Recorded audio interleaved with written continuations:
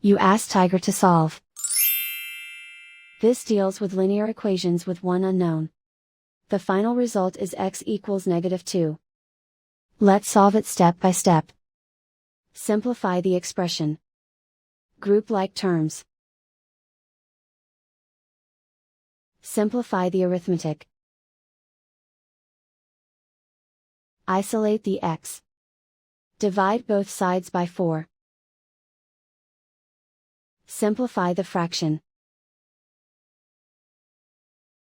Find the greatest common factor of the numerator and denominator. Factor out and cancel the greatest common factor. And so the final result is x equals -2.